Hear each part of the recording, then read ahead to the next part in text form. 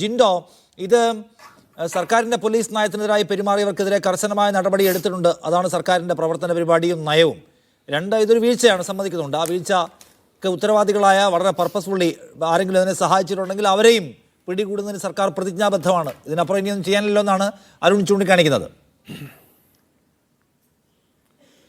നിഷാദെ, അരുൺകുമാർ പറഞ്ഞ വാദത്തിൽ അദ്ദേഹത്തിന് അതികവിഞ്ഞൊന്നും പറയാൻ പറ്റില്ല എന്നുള്ള ബോധ്യം എനിക്കുമുണ്ട്.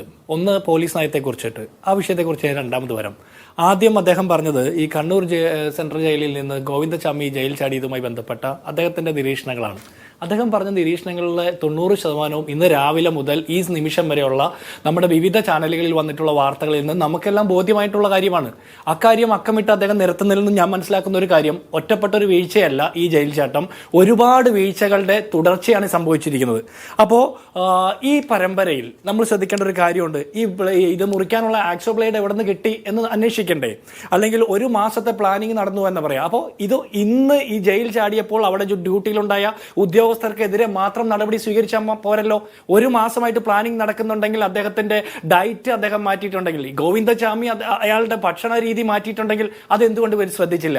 അവിടുന്ന് തുണി മോഷണം പോയിട്ടുണ്ട്, അല്ലെങ്കിൽ വേറെ രീതിയിൽ അദ്ദേഹം സ്വരുക്കൂട്ടി വെച്ചിട്ടുണ്ടെങ്കിൽ അതിനെക്കുറിച്ചിട്ട് എന്തുകൊണ്ട് ശ്രദ്ധിച്ചില്ല? അപ്പൊ യാതൊരുവിധ ശ്രദ്ധയും ഇല്ലാതെയാണോ ജയിൽ സംവിധാനങ്ങളിൽ നടക്കുന്നത് എന്ന് പറയണ്ടേ? അല്ലെങ്കിൽ CCTV പരിശോധിച്ചില്ല, ഈ തുണിയെല്ലാം മോഷ്ടിക്കുന്നതോ അല്ലെങ്കിൽ 10-ാം ബ്ലോക്കിലെ നിരീക്ഷണ സംവിധാനം ഇല്ലാതാകുന്നതോ അവിടുത്തെ ഇലക്ട്രിക് ഫെൻസിംഗിൽ കറണ്ട് ഇല്ലാതാകുന്നതുമായി ബന്ധപ്പെട്ട വിഷയമോ? ഇതൊക്കെ ഗോവിന്ദചാമിയെ പോലെ ഒരു കൊടും കുറ്റവാളിക്ക് എങ്ങനെയാണ് ഈ വിവരങ്ങളൊക്കെ കിട്ടുന്നത്? അവിടുത്തെ ഇലക്ട്രിക് ഫെൻസിംഗിൽ കറണ്ട് പാസ് ചെയ്യുന്നില്ല എന്ന് എങ്ങനെ ഗോവിന്ദചാമി അറിഞ്ഞു? അപ്പൊ ഇതൊക്കെ ഇന്നലെ മാത്രം ഡ്യൂട്ടിയിലുണ്ടായിരുന്ന ഉദ്യോഗസ്ഥരുടെ മാത്രം കുഴപ്പമല്ല, ഇതൊരു സിസ്റ്റത്തിന്റെയാണ്. ആ സിസ്റ്റത്തിന്റെ പേര് കേരളത്തിന്റെ ആഭ്യന്തര വകുപ്പ് എന്നാണ്. ഇനി ഒരു കാര്യം കൂടി ചോദിക്കട്ടെ. ഇന്ന് കേരളത്തില് ഗോവിന്ദചാമി ജയിൽ ചാടിയപ്പോൾ അയാളുടെ ചിത്രങ്ങൾ കേരളത്തിലെ ദൃശ്യമാധ്യമങ്ങൾക്ക് കൊടുത്തതും അയാളെ ഇന്ന് പിടിച്ചപ്പോൾ കണ്ട ദൃശ്യവുമായിട്ട് ഫോട്ടോയുമായിട്ട് ഒരു സാമ്യവുമില്ലല്ലോ. അതെന്തുകൊണ്ടാണ് സംഭവിച്ചത്? അദ്ദേഹത്തെ ഗോവിന്ദചാമിയെ പെട്ടെന്ന് പിടിക്കണ്ട എന്ന് പോലീസ് തീരുമാനിച്ചിട്ടാണോ അങ്ങനെ ഇപ്പോഴത്തെ സമീപകാലത്തെ ഒരു ദൃശ്യമല്ലാതെ മറ്റൊരു ചിത്രം കൊടുത്തത്? അപ്പൊ ഇവിടെ ഒരു കുഴപ്പമുണ്ട്. കണ്ണൂർ സെൻട്രൽ ജയിലിൽ നമുക്ക് കാലങ്ങളായിട്ട് അറിയാവുന്ന, ഏത് സർക്കാർ കേരളം ഭരിച്ചാലും അവിടുത്തെ ഒരു സിസ്റ്റം നമുക്കറിയാമല്ലോ. കണ്ണൂർ സെൻട്രൽ ജയിലിൽ കുറെ ക്രിമിനലുകളാണ് ഭരിച്ചുകൊണ്ടിരിക്കുന്നത്. പ്രത്യേകം CPM-ന് വേണ്ടിയിട്ട് കൊലപാതകം നടത്തുന്ന കൊട്ടേഷൻ സംഘങ്ങൾ അടക്കം ഭരിക്കുന്നു. ഇനി അത് മാത്രമാണോ? കണ്ണൂർ ജില്ലയിലെ ഇപ്പോഴത്തെ ജയിൽ ഉപദേശക സമിതി പോലും കൊലക്കേസ് പ്രതിയായിട്ടുള്ള ആളുകളാണ് നയിക്കുന്നത്. അപ്പൊ കൊലക്കേസ് പ്രതികൾ നയിക്കുന്ന ജയിൽ ഉപദേശക സമിതിയും ഗുണ്ടകളും കൊലക്കേസ് പ്രതികളും ഭരിക്കുന്ന കണ്ണൂർ ജയിലിനകത്ത് ഇവിടെ ജയിൽ സംവിധാനത്തിൽ സുരക്ഷ ഇല്ലെന്നുള്ള നിഷാദിന്റെ നിരീക്ഷണത്തോടെ എനിക്ക് വിയോജിപ്പുണ്ട്. കാരണം അവിടെ സുരക്ഷയുണ്ട്.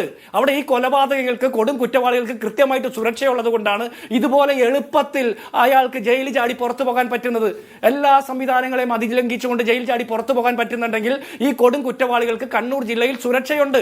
അതിനകത്ത് കിടന്ന് സ്വർണം പൊട്ടിക്കാൻ പറ്റും, അതിനകത്ത് മയക്കുമരുന്ന് കടത്താൻ പറ്റും, അതിനകത്ത് കൊട്ടേഷൻ എടുക്കാൻ പറ്റും, അതിനകത്ത് ജയിൽ ഉദ്യോഗസ്ഥരെ ഭീഷണിപ്പെടുത്താൻ പറ്റും, സഹതടവുകാരെ ആക്രമിക്കാൻ പറ്റും. ഇതൊക്കെ ചെയ്യാനായിട്ട് അവിടുത്തെ കൊടും കുറ്റവാളികൾക്ക് സുരക്ഷയുണ്ട്. ആ സുരക്ഷയുടെ പേര് ഇന്ന് കേരളം ഭരിക്കുന്ന സർക്കാർ എന്നാ. ഇനി രണ്ടാമത്തത്, ഇവിടെ ഗോവിന്ദചാമി പുറത്തു ചാടിപ്പോയപ്പോൾ കേരളത്തിലെ പൊതുസമൂഹം വല്ലാതെ ഭീതിയിലാണ്ടു എന്നുള്ള കാര്യത്തിൽ സത്യമാണല്ലോ.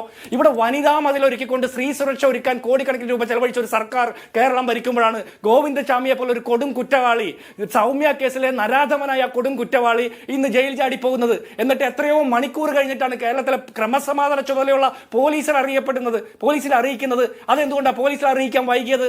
അപ്പോൾ ആ 3-4 മണിക്കൂർ കഴിഞ്ഞിട്ട് കേരള പോലീസിനെ അറിയിക്കുന്നു. വേണമെങ്കിൽ രക്ഷപ്പെട്ട് പൊക്കോട്ടെ എന്ന് ആരെങ്കിലും വിചാരിച്ചിട്ടുണ്ടോ? അങ്ങനെയെങ്കിൽ അത് ആരൊക്കെയാണ് ആ സിസ്റ്റത്തിൽ ഉൾപ്പെട്ടത്? ഇനി ഒരു കാര്യം കൂടി, ഇവിടെ സസ്പെൻഷൻ ഇന്നലെ രാത്രി ജോലി ചെയ്ത ഉദ്യോഗസ്ഥർക്ക് മാത്രമല്ല കൊടുക്കേണ്ടത്. കഴിഞ്ഞ ഒരു മാസമായിട്ട് ഈ പ്ലാനിങ് നടന്നു എന്ന് ഇവർ പറയുന്നുണ്ടെങ്കിൽ അതിൽ ആരൊക്കെ വീഴ്ച വരുത്തിയിട്ടുണ്ട് അവരെയൊക്കെ എണ്ണി കണ്ടുപിടിച്ച് പറയണം. ഇനി അരുൺകുമാർ പറയുന്ന പോലീസ് നയം, ഇവരെല്ലാ ചർച്ചയിലും പറയുന്നതാണ് കേരളത്തിലെ പോലീസ് ഇന്ത്യയിൽ 1-ാം നമ്പർ പോലീസാണെന്ന്. അത് 2016 തൊട്ടല്ല. കേരള പോലീസ് പതിറ്റാണ്ടുകൾ മുമ്പ് തന്നെ വലിയ അന്വേഷണ മികവുള്ള സേനയാണ്. കേരള പോലീസിനെ കുറിച്ചിട്ട് നമുക്ക് വലിയ ബഹുമാനകരമായിട്ടുള്ള ഒരുപാട് നേട്ടങ്ങൾ ആർജിച്ചിട്ടുള്ള ഒരു സേനയാണ്. അത് 2016 ശേഷം മാത്രം സംജാതമായ ഒരു പ്രത്യേക പ്രതിഭാസമല്ല. ഇനി നിങ്ങളുടെ പോലീസ് നയം അനുസരിച്ചിട്ടാണ് നിങ്ങൾ പ്രവർത്തിക്കുന്നതെങ്കിൽ RSSന്റെ ഉന്നത നേതാക്കന്മാരെ 10 ദിവസത്തെ ഇടവേളകളിൽ പോയി കണ്ട ADGP MR അജിത് കുമാറിനെ ഇപ്പോഴും സംരക്ഷിച്ച് പൊതിഞ്ഞു പിടിക്കുന്നതാണോ പിണറായി വിജയന്റെ പോലീസ് നയം? നിങ്ങൾ അത് പറയണ്ടേ? ശബരിമലയിലേക്ക് അനധികൃതമായിട്ട് ട്രാക്ടർ യാത്ര നടത്തിയപ്പോൾ ട്രാക്ടർ ഓടിച്ച ഉദ്യോഗസ്ഥനെതിരെ മാത്രമല്ല കേസെടുത്തുള്ളൂ. എന്തുകൊണ്ട് MR അജിത് കുമാറിനെ പ്രതിയേർത്തില്ല?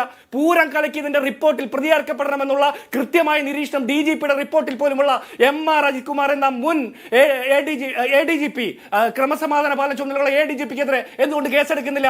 അത് നിങ്ങളുടെ പോലീസ് നയത്തിന്റെ ഭാഗമാണ്. അപ്പൊ സംസ്ഥാന സർക്കാരിന്റെ പോലീസ് നയത്തെ കുറിച്ചുള്ള വാക്കുകൾ അംഗീകരിക്കാൻ കഴിയാത്ത അർത്ഥശൂന്യമാണെന്ന് പറയുന്ന ജിൻഡോ പോലീസിന് പറ്റിയ ജയിൽ വകുപ്പിന് പറ്റിയ വീഴ്ചകളെ കുറിച്ച് ചൂണ്ടിക്കാണിക്കുകയാണ്.